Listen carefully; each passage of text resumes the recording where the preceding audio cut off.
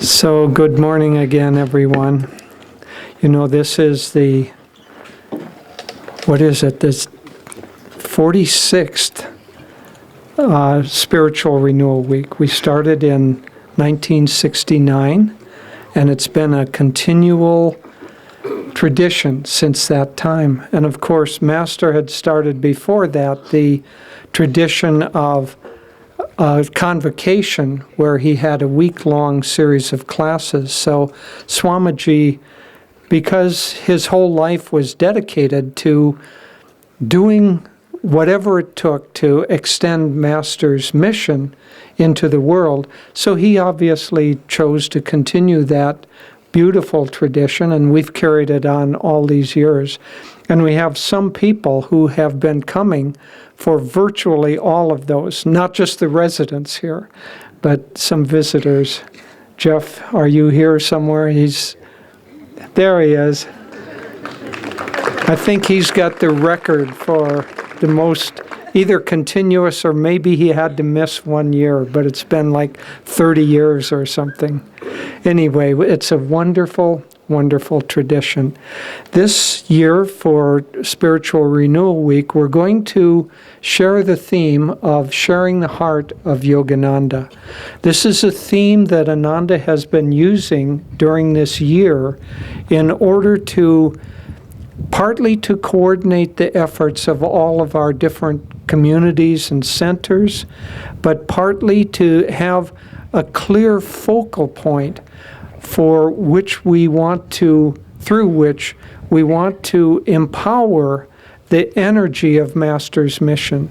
And so sharing the heart of Yogananda is kind of like a campaign that we've had. And we've had a lot of teachers going out. We've had people going, Asha has gone to the East Coast and others have, Devi and I also. We've had people going to Southern California. We've had people going to the Midwest. Hriman and Padma went to to Michigan and those areas, and other people have gone all around the country to bring Master's teachings. And as you're going to see, this is absolutely in the tradition of what Master himself did, and of course what Swamiji also did.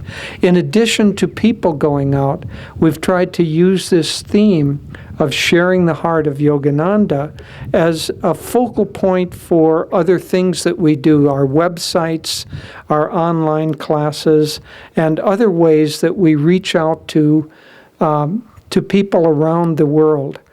Ananda now has grown over these last 46 years, from 1969, into a truly international work.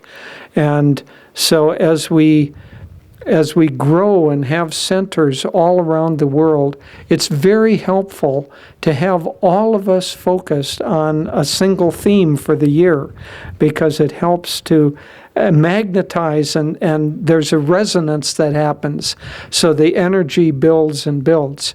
But this morning, Devi and I are going to talk about sharing the heart of Yogananda, that theme, but specifically how Yogananda coming to the West, and especially to America, how he changed the consciousness of the world, changed the consciousness of the West.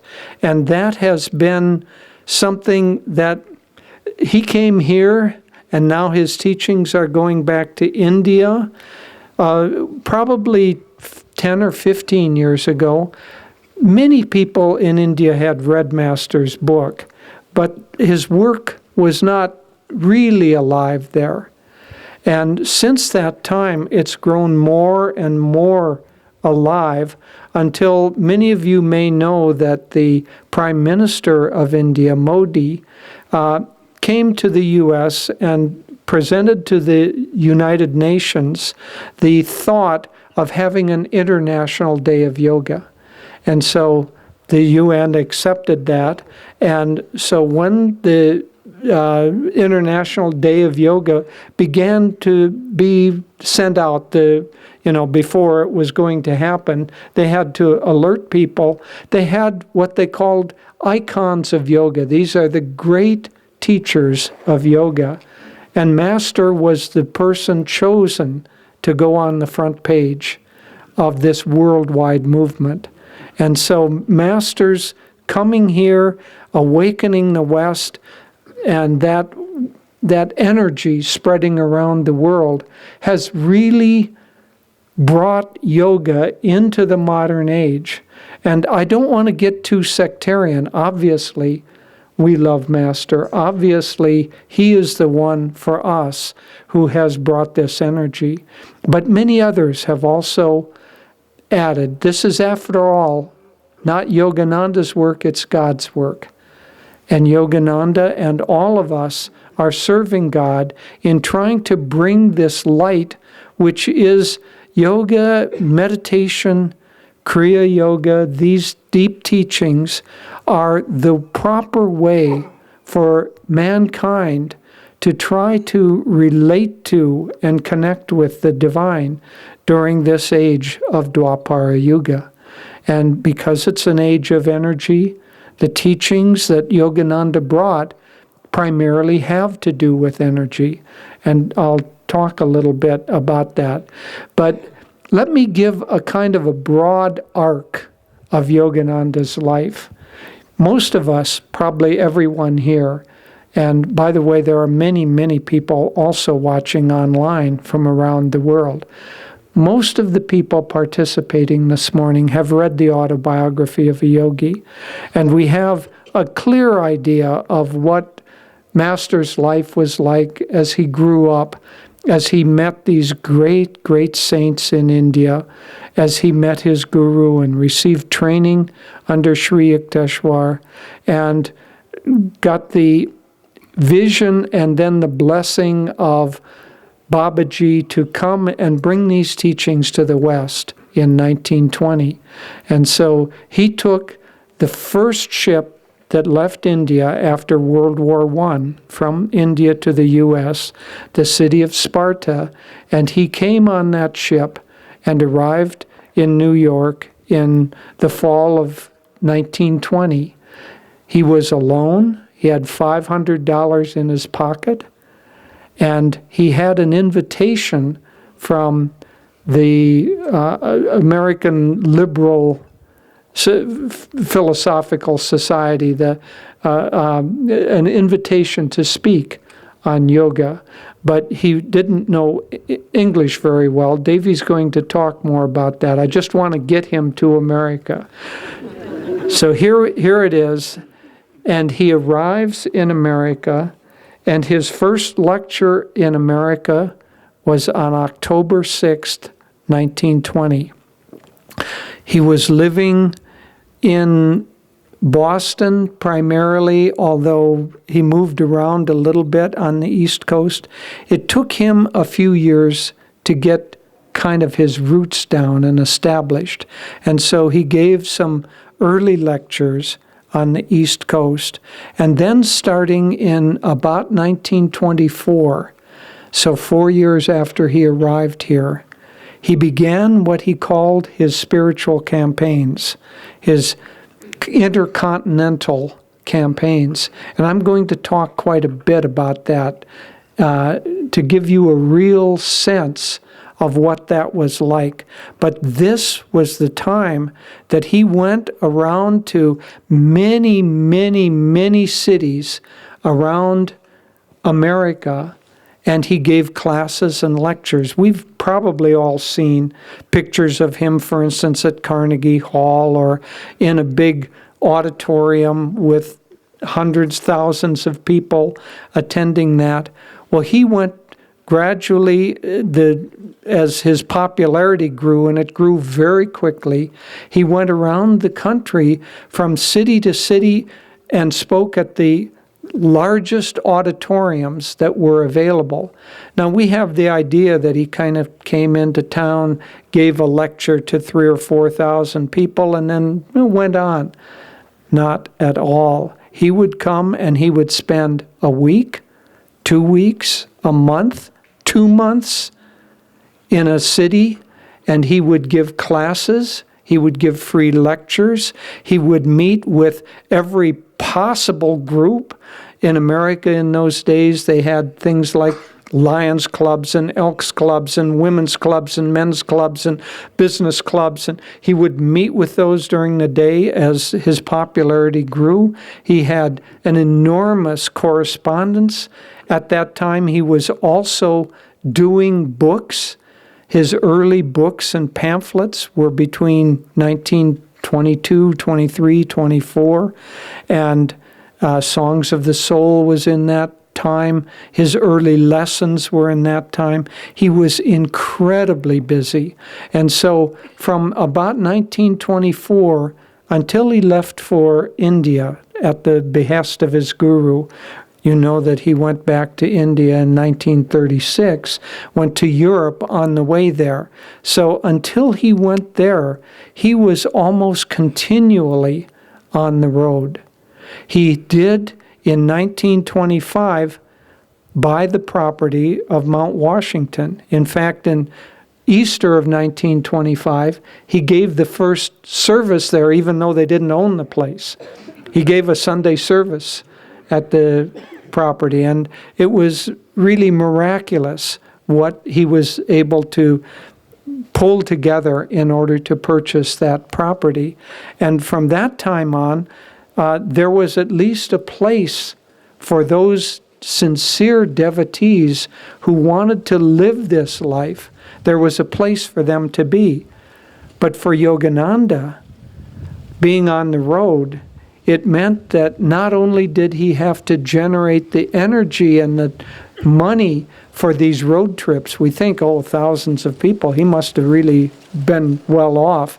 He was scratching. He was trying to keep 2 nickels together because the expenses of these tours were very large.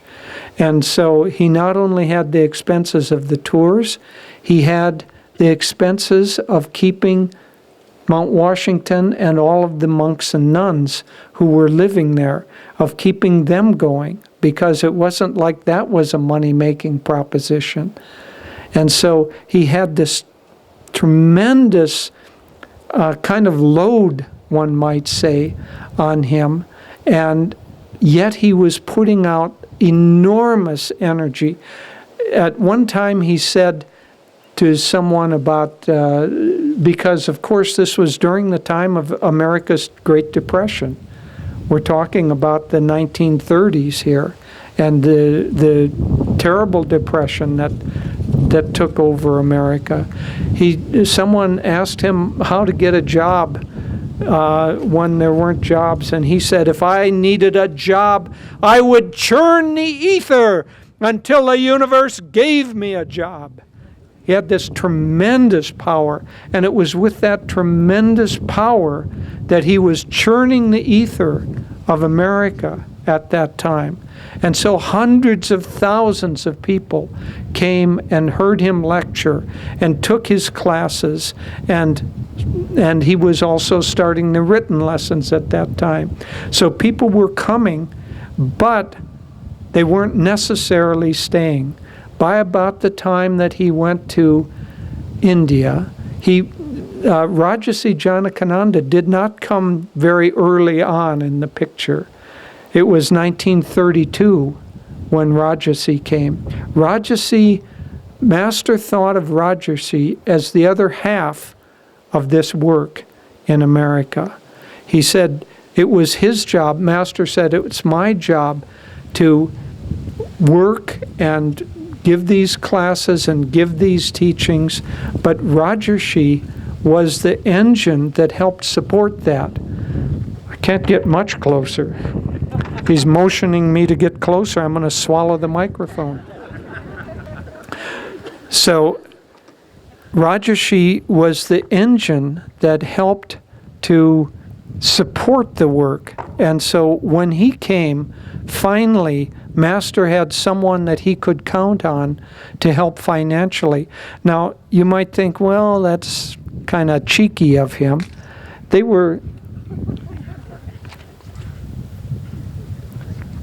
I don't really need them anyway.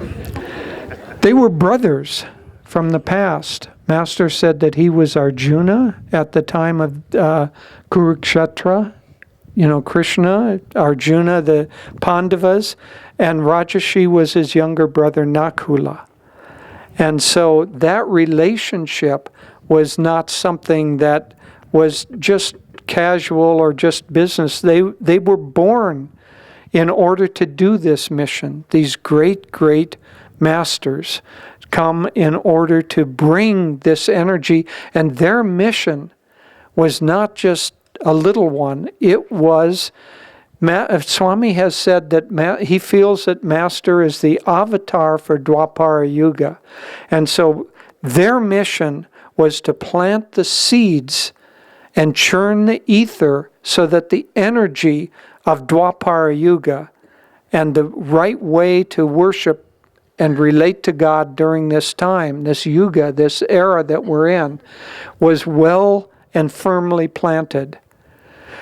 And then about the time that he went to India, he wrote Rajarshi, and he said he felt now to move back to Mount Washington.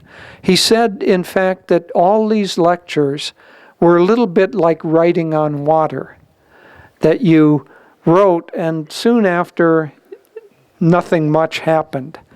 You may have heard the story that he told Swami that when he gave classes in Minneapolis, there were 5,000 people in the Philharmonic Auditorium in Minneapolis that came and took those classes, listened to that lecture, those lectures.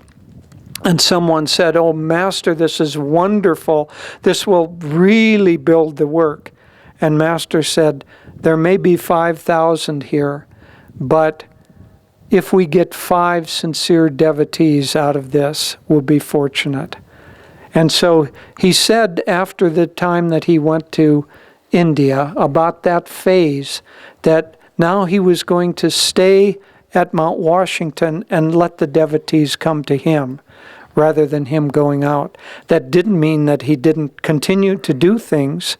He was on the radio. 1935, 36, he started doing programs on the radio, giving Sunday service on the radio or Sunday talks on the radio. He was still, of course, putting out enormous energy, but the time of his travels, day after day after day, and month after month, that time was over. And he was focusing during this time on writing the book that was going to change the world, the autobiography of a yogi.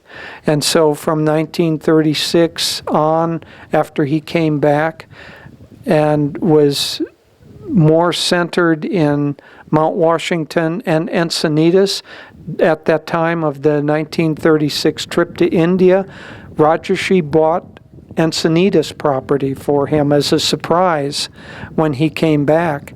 And so Master had Encinitas, and he tried to start a colony there, a community, the first community there. But it wasn't the right time. It had to wait till Will incarnated, frankly, for communities to really be able to take place.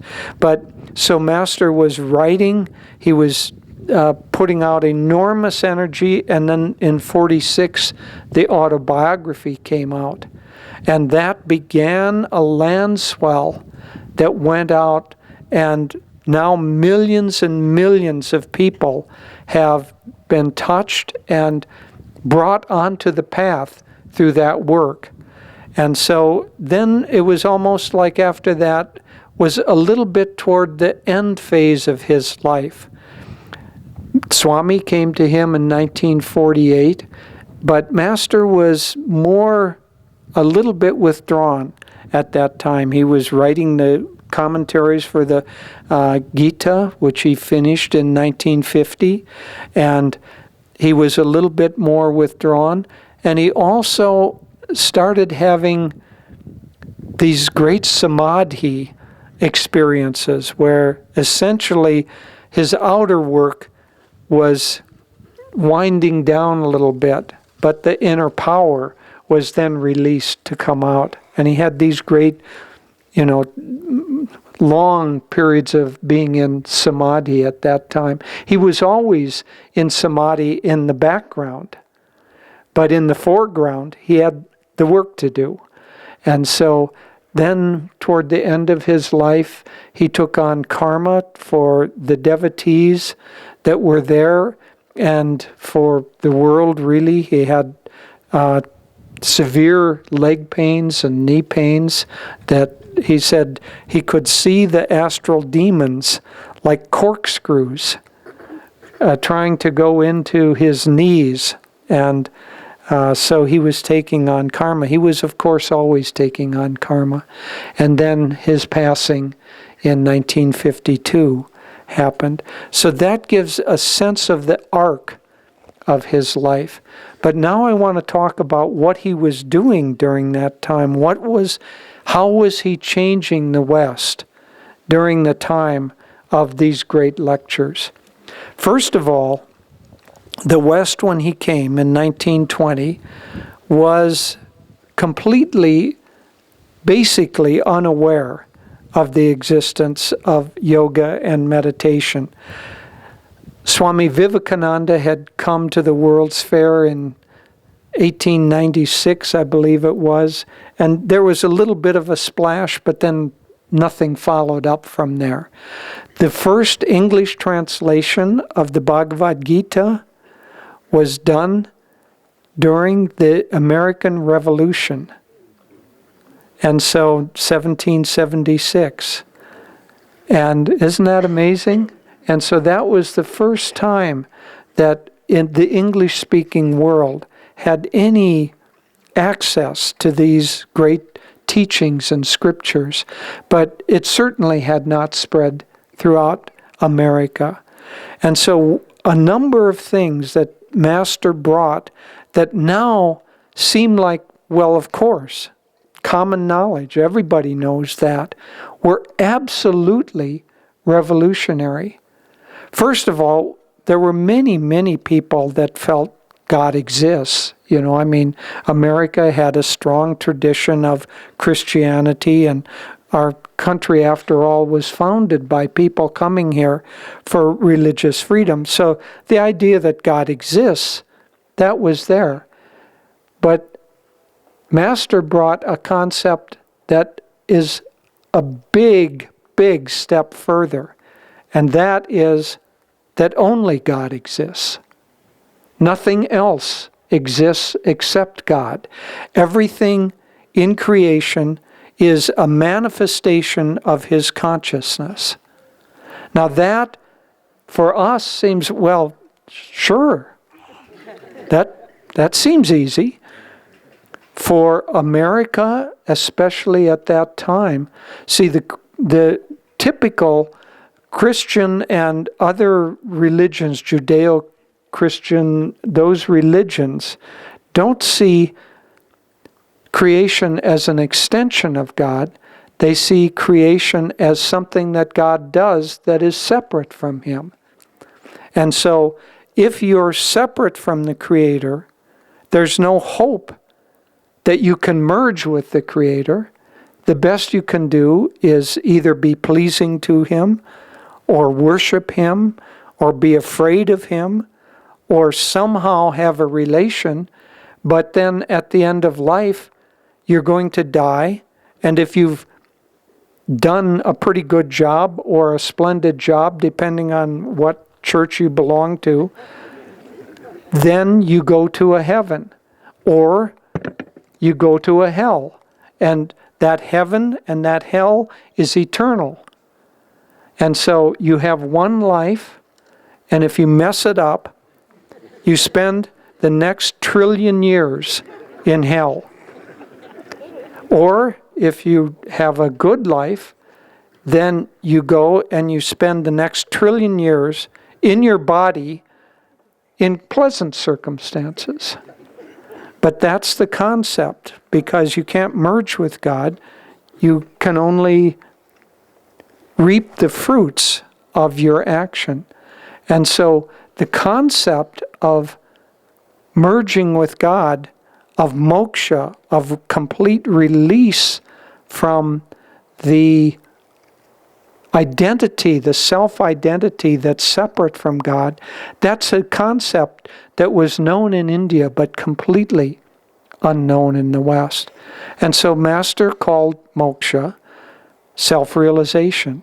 It was a very good term for it. So you realize your own self, and that own self is identical with the Creator, or at least it's a spark, but indivisible from the Creator. So there's that mergence. So God exists, He's the only thing that exists, and not only can we merge with Him, but our only real purpose is to merge with Him. That too is a radical thought. We're still trying to convince people of that one. Then, that there are actually techniques that can help you accomplish that purpose. There are techniques of meditation. There are techniques of energization. There are most especially the meditation and concentration techniques that help the mind and the personality, which obscures our unity with God, that helps that dampen down enough to quiet down, to become silent. See, if we already are a part of God, we can't earn being a part of God. We already have it. But we don't realize it. And so there's some disconnect there. And that disconnect is what yoga is all about, is to get rid of that disconnect, to realize self-realization, to realize who we really are as our own self, not as something different, not as something outside. So these great techniques that Master brought, and many, many of his teachings and his lessons were on these techniques of yoga, and that's our spiritual path that we all practice together, because that tradition that Master started has come down very, very purely through Swami and through our lives. So we are living what Master brought to the West as his recommendation of how to live. Now, another concept that he brought was that if you're sincere about your spirituality, 100 years before him, 500, 1,000 years ago, if you were sincere, the only thing that you could do was leave society and go and join a monastery, or go to the Himalayas, but it meant removing yourself from the world, because the world was so dark and the energy was so downpulling that you could not stay in the world and achieve this great goal of self-realization. Master said that is no longer true in this age. We do not need to leave society. It wasn't just Master, Lahiri Mahashaya. That is the drama of when he was in the Himalayas with Babaji, and Babaji said, "There is a reason I did not call you to me until you had a wife and children and some worldly responsibilities." And then Babaji sent Lahiri back to Benares, and he spent the next 25 years as an accountant for the British. You know, that's a little different from the only way you can find God is to stay here with me in the Himalayas in this cave. And so there's a sea change going on here. And so Master's teachings were about that sea change. So many, many, many of his lectures and classes were about the proper attitudes. And he gave class after class on business principles, on diet, on marriage, on how to attract your ideal mate, on India's contribution to America's business practices. And so extremely practical. So practical spirituality was another, and so now we say, well, of course, but that was absolutely unknown. It was revolutionary at the time Master came and began teaching in that way. So another revolutionary teaching that he brought, and now it's widely accepted. By the way, when he came, you could probably count on your fingers and toes the number of people who meditated in this country. Now, I just checked the latest statistics are that around 18 million people in the U.S. meditate. That's 8% of the population. So during his lifetime, we went from basically 0 to 18 million presently. Now that's a revolution. So another thing that he taught, and taught in many, many different ways, and is now completely accepted, but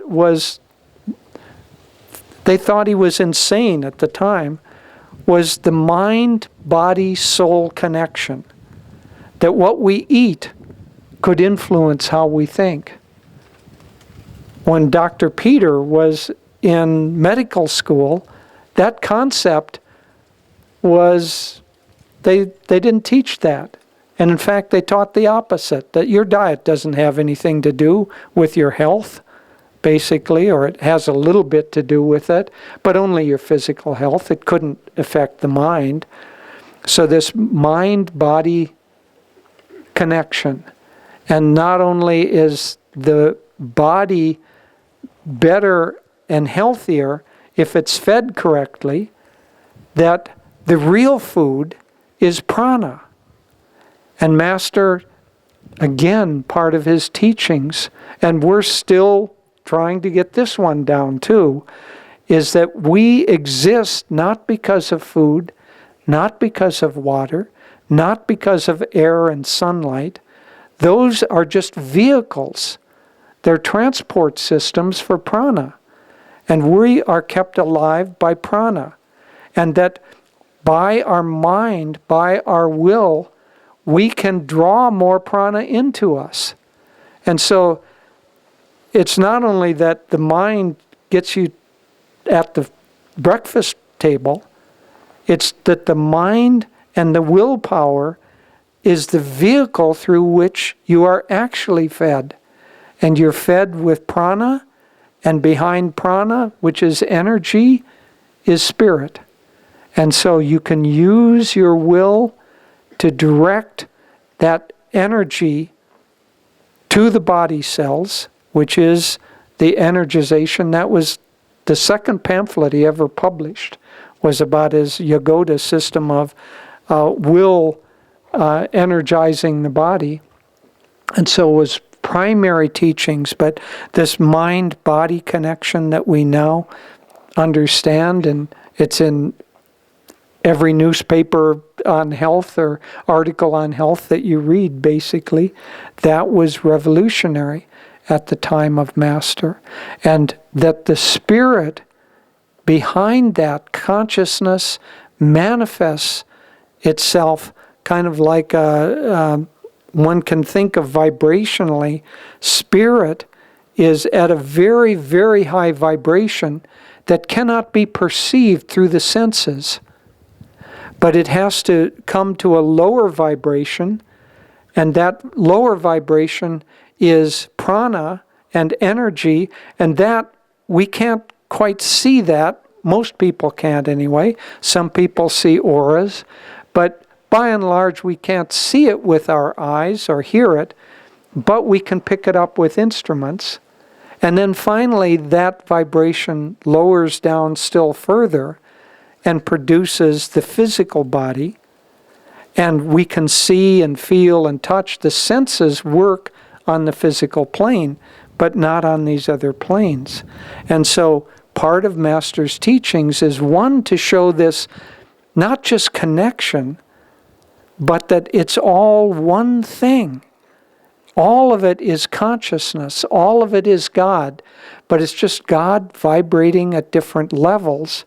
And our job for meditators, for those of us who are seeking self-realization, to merge back to that, is to still our minds so that we can perceive and feel that connection on subtler vibrational levels. And so that's another very revolutionary teaching of Master. He taught that if you meditate, and if inwardly you can see light at the spiritual eye while you're meditating, he said that that has an effect on the physical body, that that actually changes the brain cells.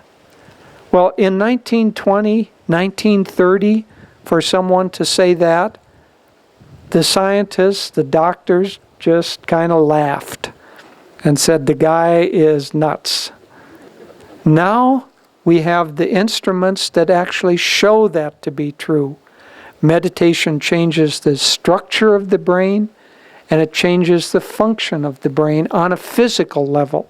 So this interrelationship of spirit, energy, and physical is the barriers between that Master started to break down and did as well as he could during his time. Those are further breaking down until gradually we will see during this age of energy that at the very least there is no difference between our physical body and our energy body except vibrationally. But Master came to plant those seeds.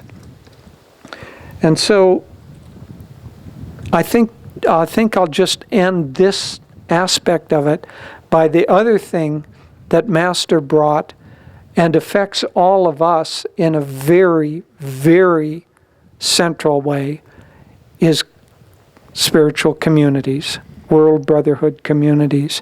He said basically, if you're seeking self-realization, then why not gather together with other people seeking self-realization?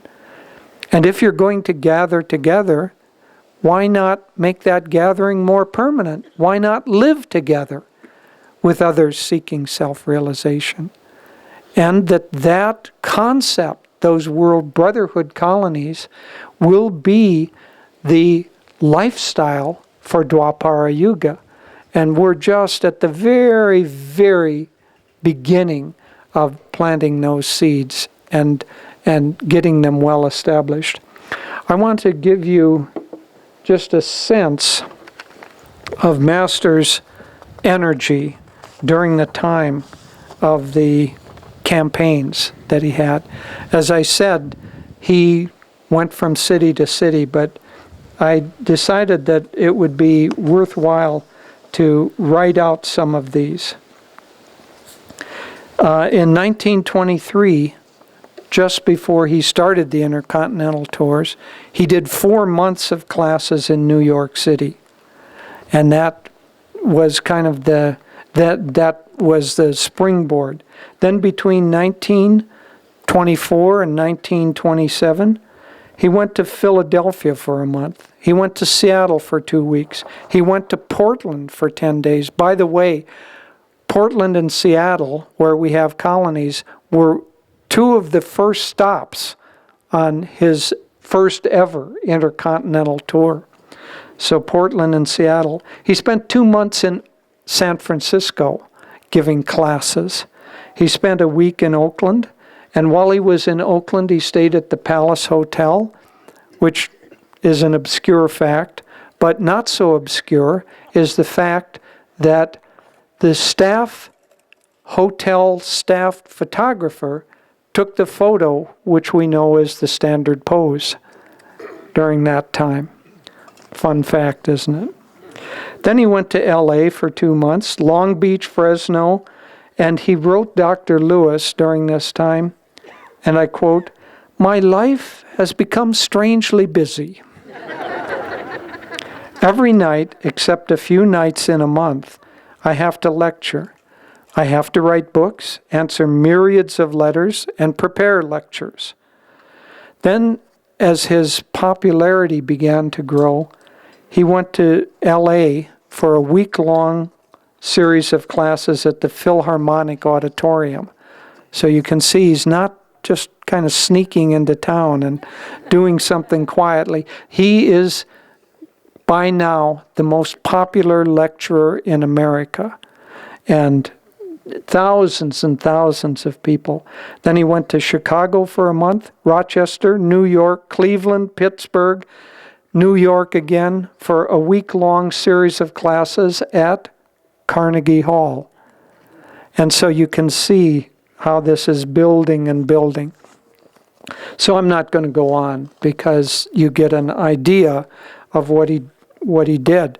But when he was in a city, he was busy day and night all the time. And he was churning the ether and churning the ether in order to produce the magnetism. You know, he, among his other teachings, is that the greater the will, the greater the flow of energy. Will can be translated as willingness or enthusiasm. So his enthusiasm to serve God, to bring these teachings was endless, was the power of an avatar. So that enormous enthusiasm to bring these teachings to the West, after all, that's why he incarnated. He said, I will come again and again as long as one stray brother is left crying by the wayside. And so he came to bring these teachings for all of us.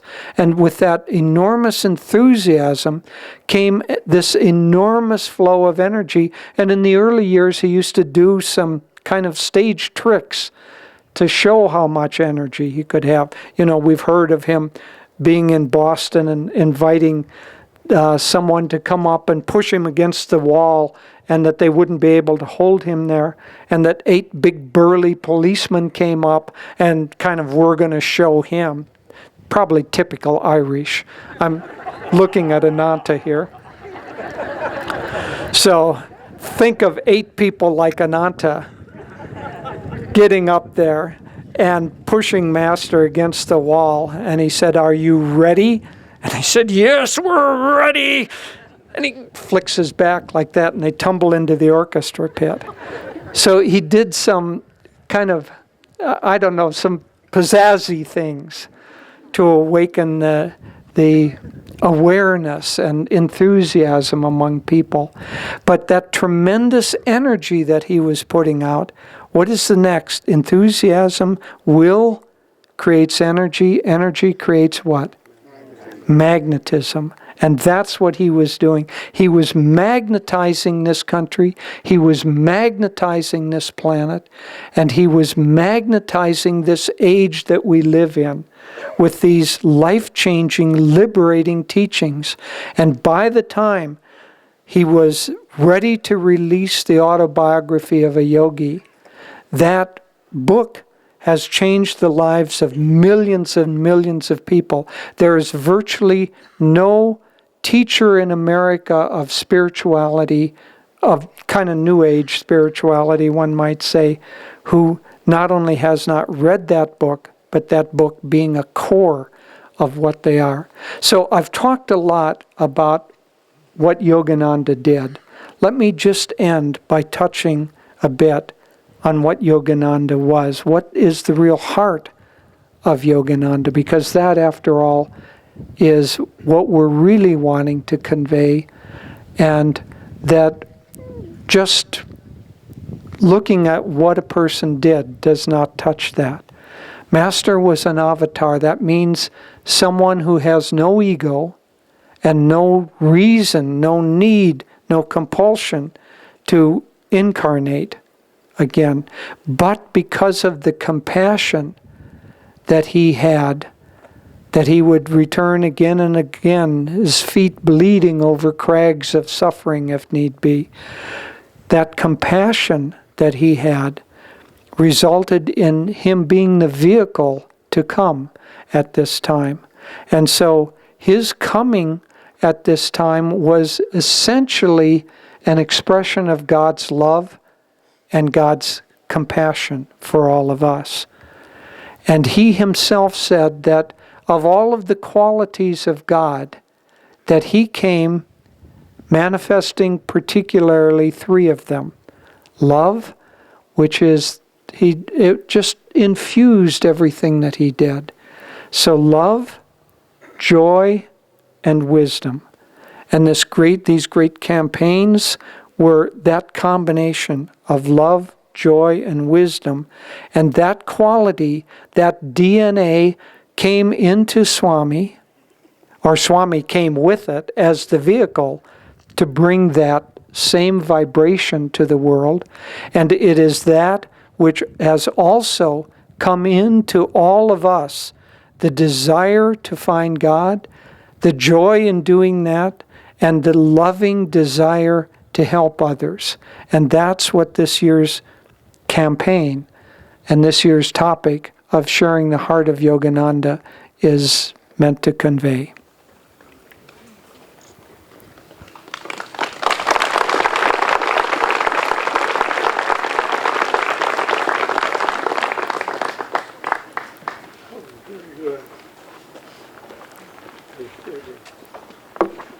Not over yet.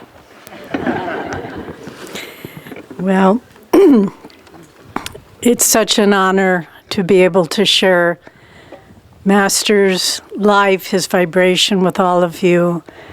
And as we were preparing for our talks, just immersing ourselves in Master's vibration, his life, I just thought, that's all it's really about. It's to be able to immerse ourselves in that vibration.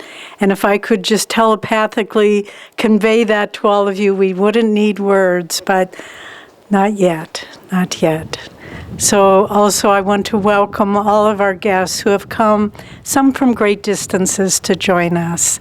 And this is, I think, will be a week that will change all of our lives. So Jyotish spoke so clearly and eloquently, as he always does, about what Master did.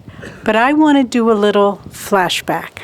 So I'm going to go to how is it, what was it that led to this, everything he's been describing.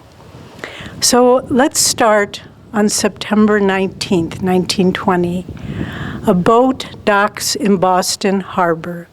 It had departed from Calcutta, as we said, on August 2nd. And after that long journey, a young man of 27 years, not of great stature, he embarked for the first time on the shores of America. We have a friend who lives in Boston who was an immigrant from Russia. And he said, you know, I came just as Master did to this country, knowing no one, having little wealth with me, and I thought to feel a connection with my guru, I would research what it was like when he landed. So he did some research in the Boston Maritime archives and found the ship's manifest, the city of Sparta, and it's fascinating. There he was, it's all written down. Name, Mukundalal Ghosh. Formal name, Swami Yogananda Giri.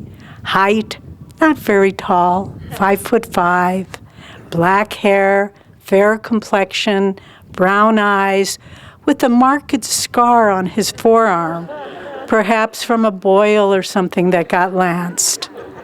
He came, not as Jyotish said, 500, he had $200 in his pocket that his father had given him.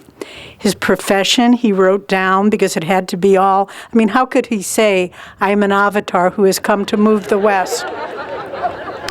So he said he was the principal of the Brahmacharya Vidyalaya school in Ranchi, India, 120 pupils, and that he had come by the invitation of the International Congress of Religious Liberals to give a talk.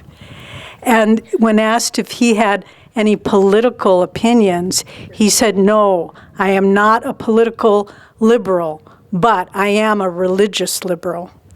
And so what he was trying to say is, no boundaries here. And so he landed here on these shores. But even before he landed, you know, I was thinking Nothing in the life of an avatar is random. Even the name of the ship, the city of Sparta. You all know probably the history of Sparta from the history of Greece. That great city-state, known for its great warriors, disciplined from childhood to protect and not conquer, but to protect all those who might invade Greece. And what it's basically known for is that great battle of Thermopylae, when the hundreds of thousands, literally, of the Persian army are invading Greece from the north, and those 300, the great 300 Spartan warriors, held off single-handedly the hundreds of thousands of Persians till they could be relieved from ships coming up from southern Greece. They were killed to the man. They gave everything they had, but they stopped the Persian army. One might think of that as the influx of materialism. And there's Master on the city of Sparta coming to the west. I will stop, single-handedly if need be, the influx of materialism, and I will hold my ground, bloodied but unbowed, as he said. And so even on board the ship, this is what Jyotish was starting to allude to, it's a little tricky because we tell each other what we're going to say a little bit before. And I say, now don't talk about that. And I watched him catch himself and stop. He was going there. But he stopped. So while on board the ship, he was invited to give a talk on, what was it the title? The Battle of Life and How to Fight It. And he stood there. It was his first lecture in English.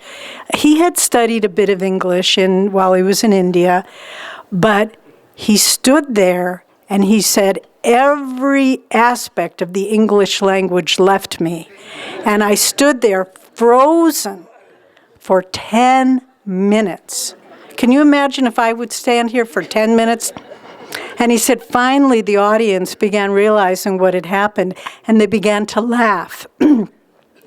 And he prayed to his guru, Sri Yukteswar. He said, help me. And he heard this voice saying, and this was the beginning of his mission. He heard Sri Yukteswar's voice saying, you can speak. And he said for the next 45 minutes, he gave a talk in perfect English. He has no memory, he said, of what he said, but he asked others, was my English okay? They said, perfect.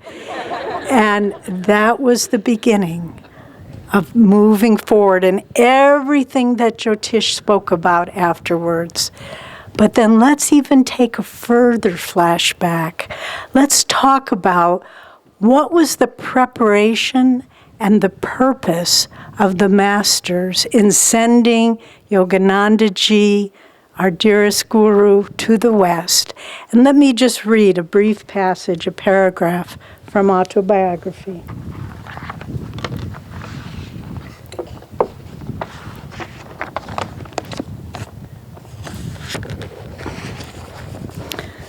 The Mahavatar, Babaji, is in constant communion with Christ. Together they send out vibrations of redemption and have planned the spiritual technique of salvation for this age. The work of these two fully illumined masters, one with the body, Babaji, and one without it, Christ, is to inspire the nations to forsake, see if this sounds familiar, to forsake suicidal wars, race hatreds, religious sectarianism, and the boomerang evils of materialism.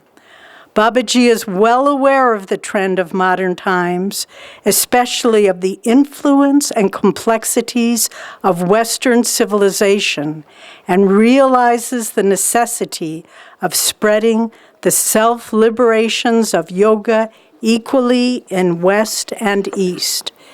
And so they foresaw everything that we're going through now, racial hatred, religious sectarianism, suicidal wars, genocide, all of these things.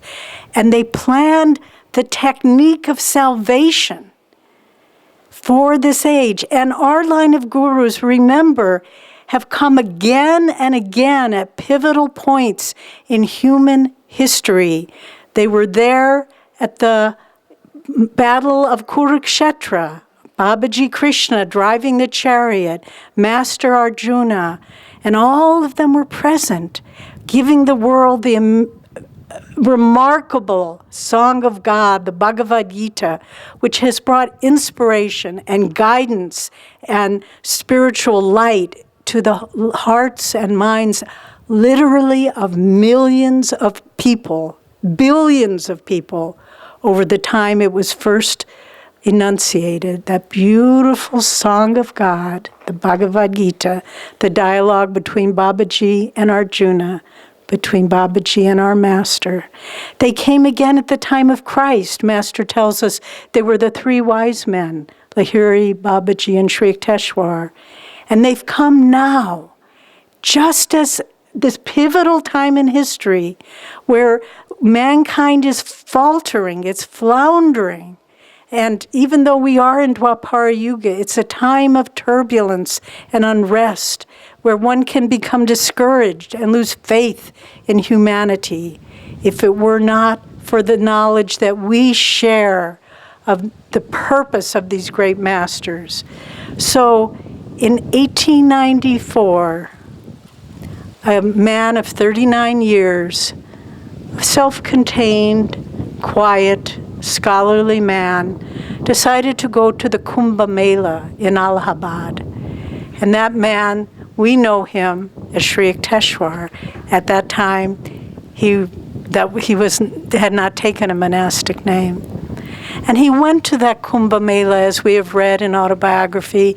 And the Kumbh Mela, for those of you who don't know, are these huge religious gatherings that take place periodically on auspicious times in India.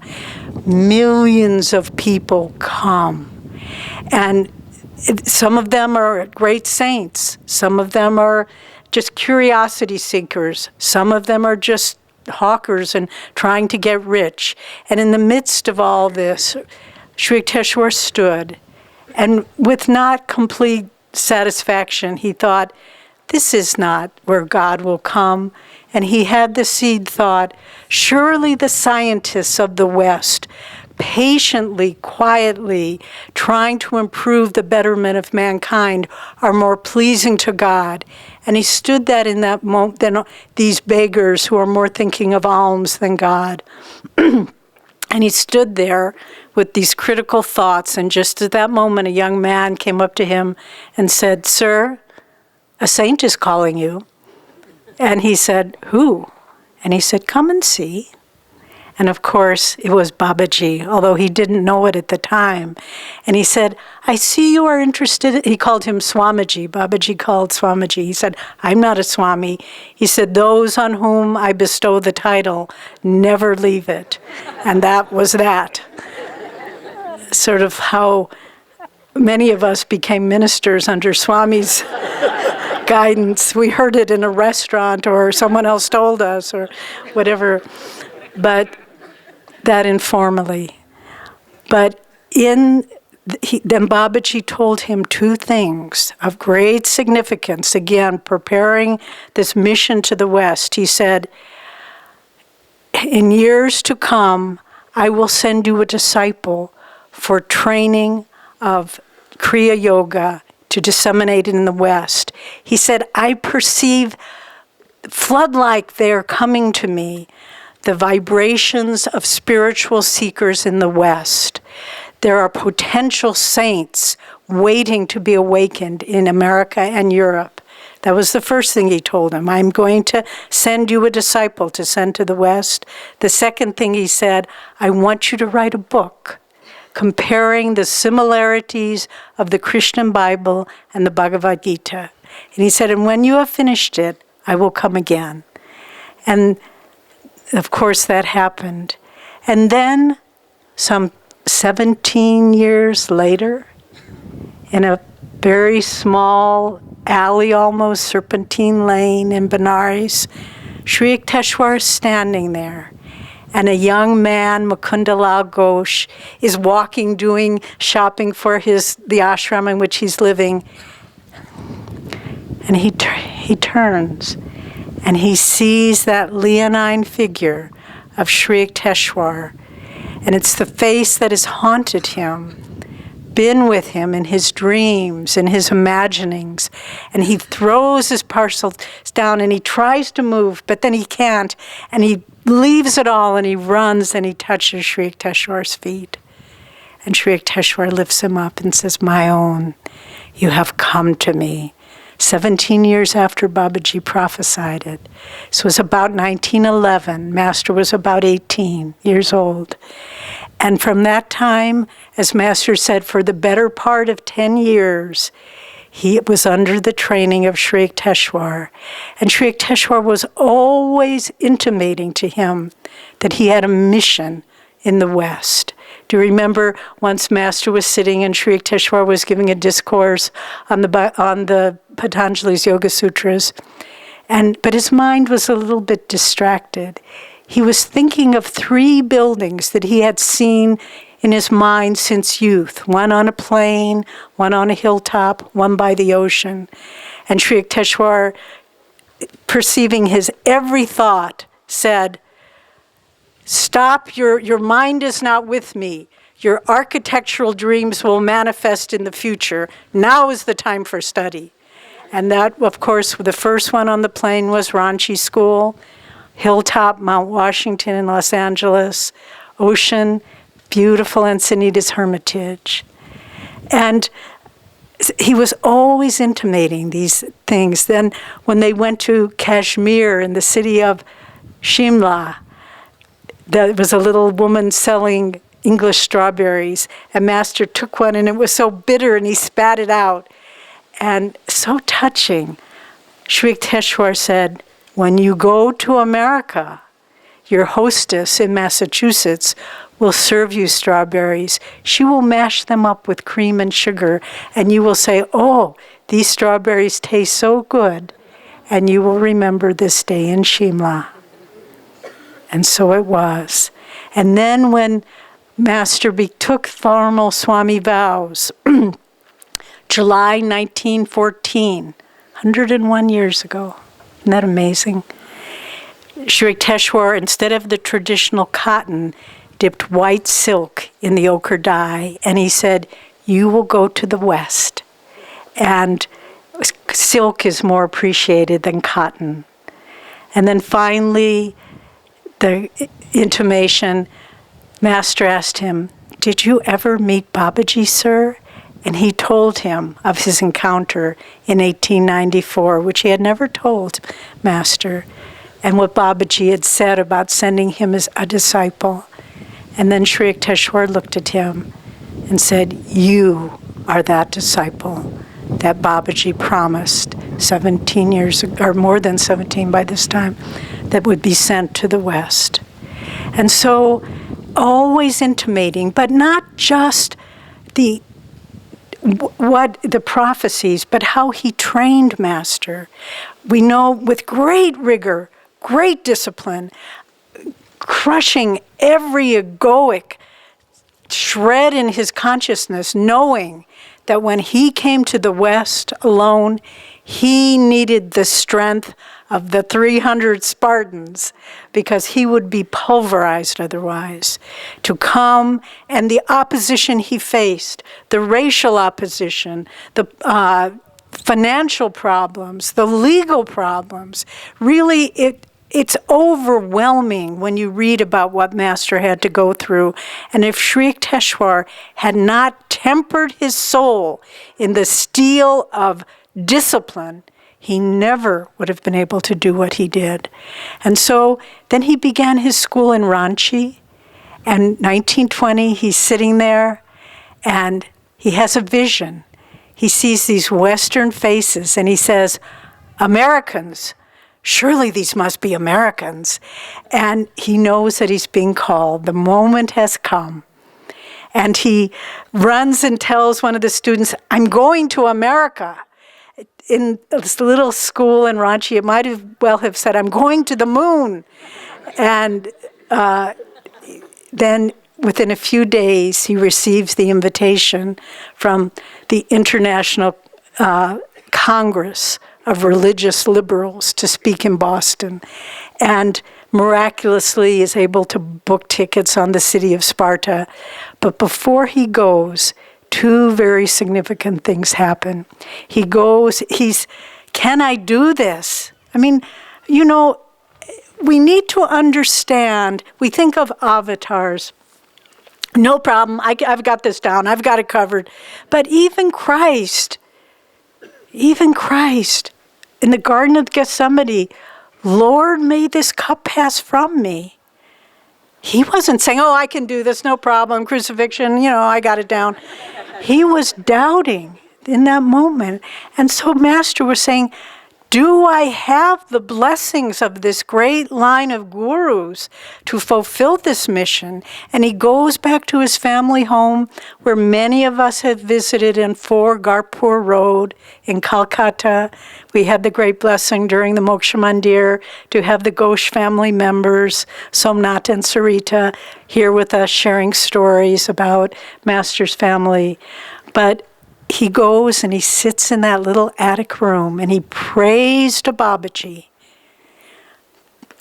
give me your blessings to do this. And Babaji appears to him and he says, you are the one. I have been preparing all this. Christ and Master, we have been preparing this. And you are the one that will disseminate Kriya Yoga to the West. And now is the time, and you have my blessings. And then on the eve of his departure, he finds himself once again at the feet of his guru, at the feet of Sri Yukteswar. And Sri Yukteswar says several things to him.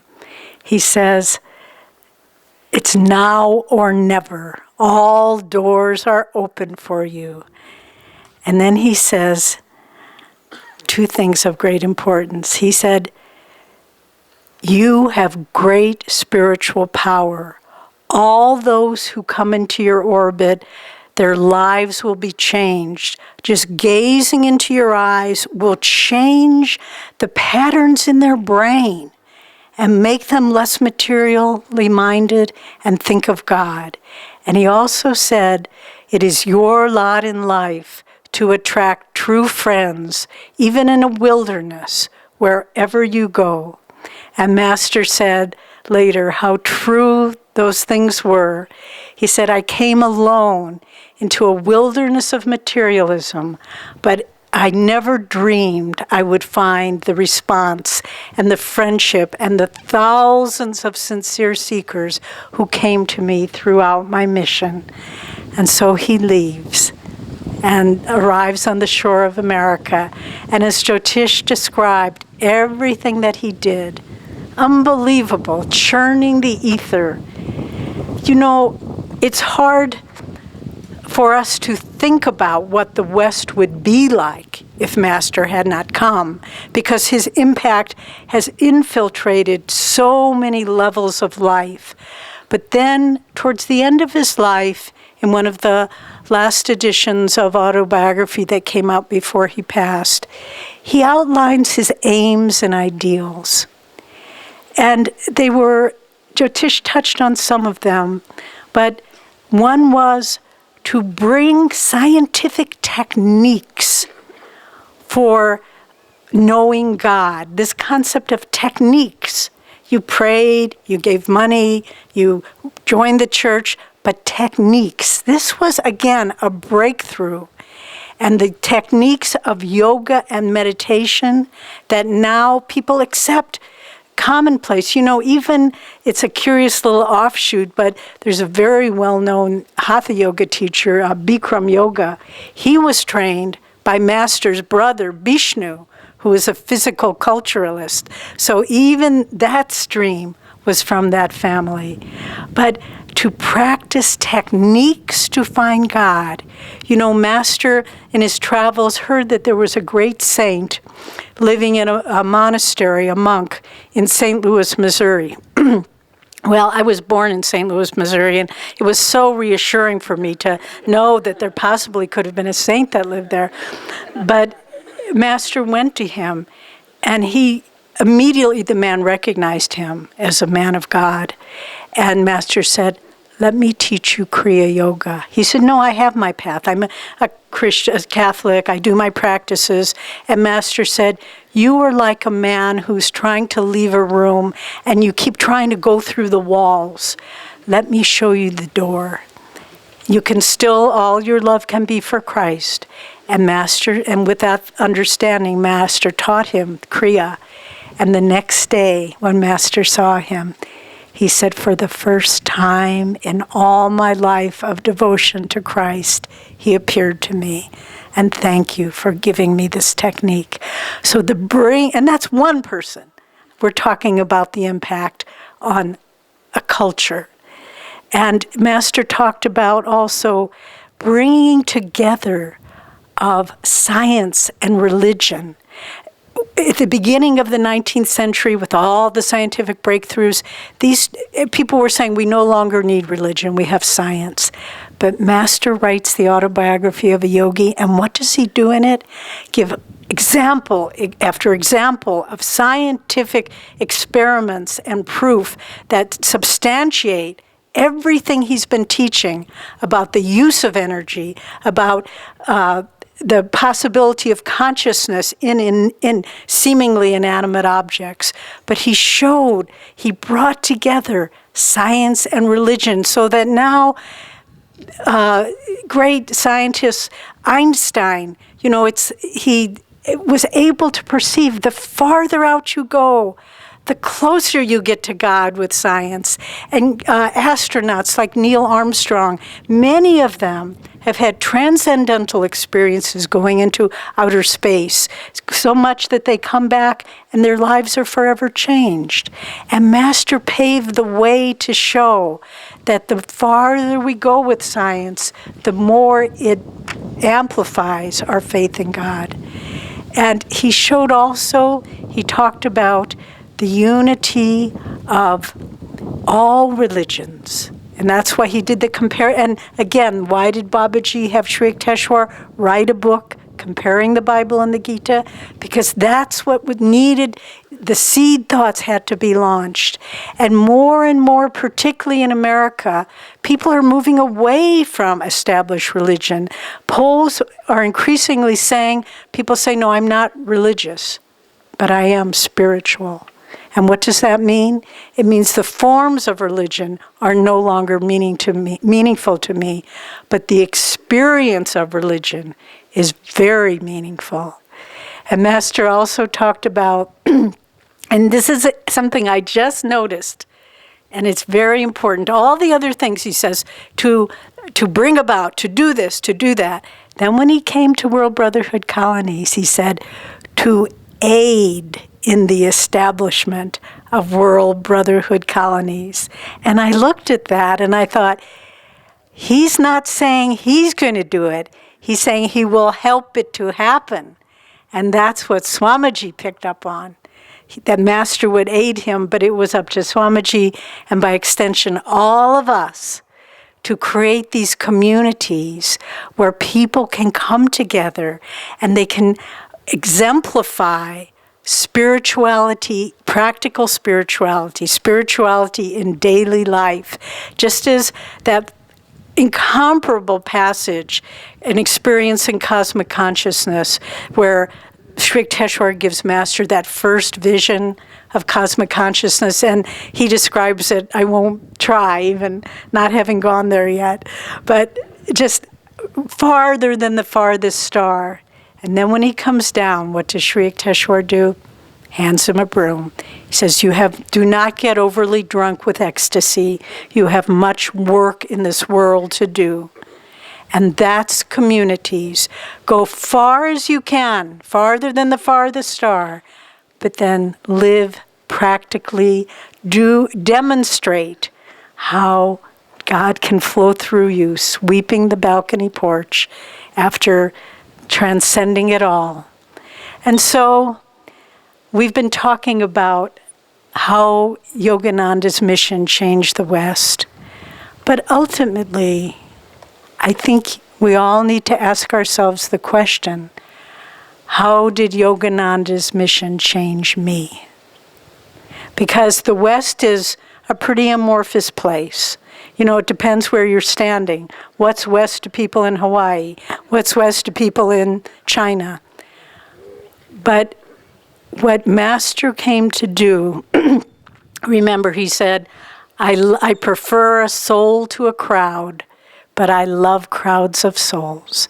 So Master came. How did he change your life?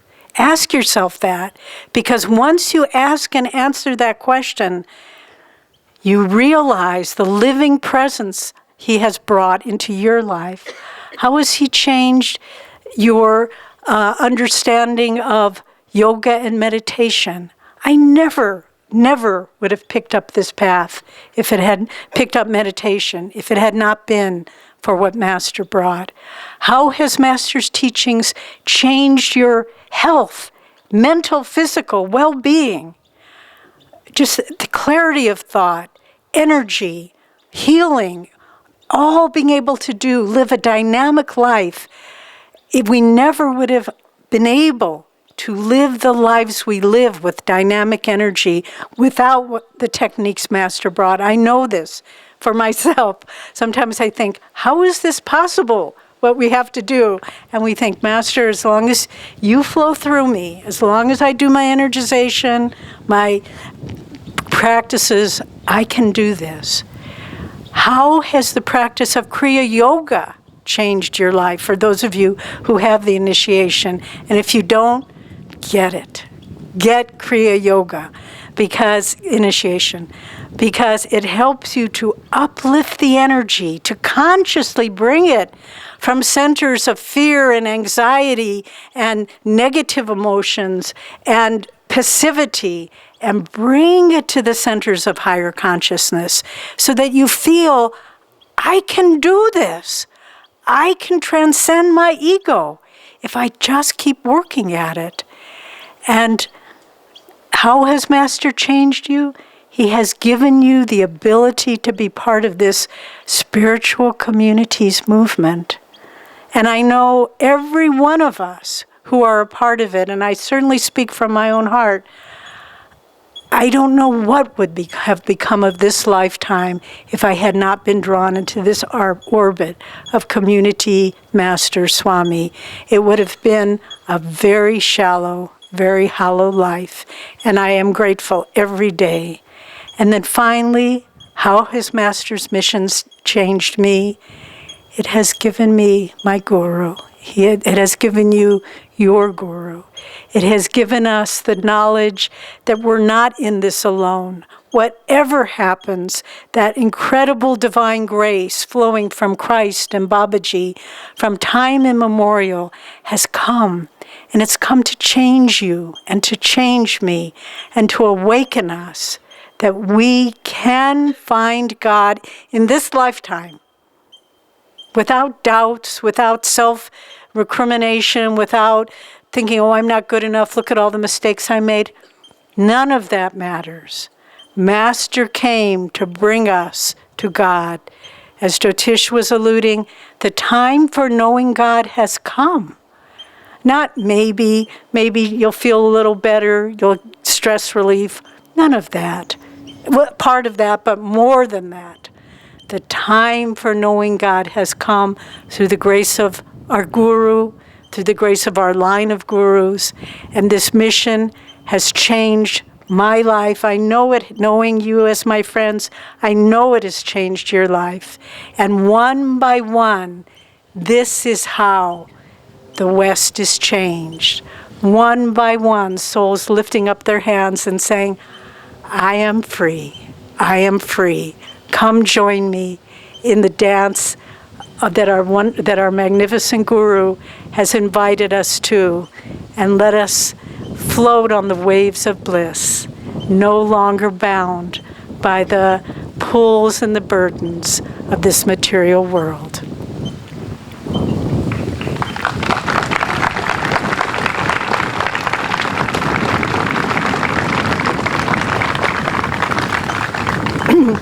We're going to end our classes this week in a little different way, rather than announcements, which I know you all love, or even having music. I'm going to ask you all to stand if you can, and we're going to feel the inspiration of what our speakers have said, feel the power of Master, and let's share the heart of Yogananda with the world as we chant Om together.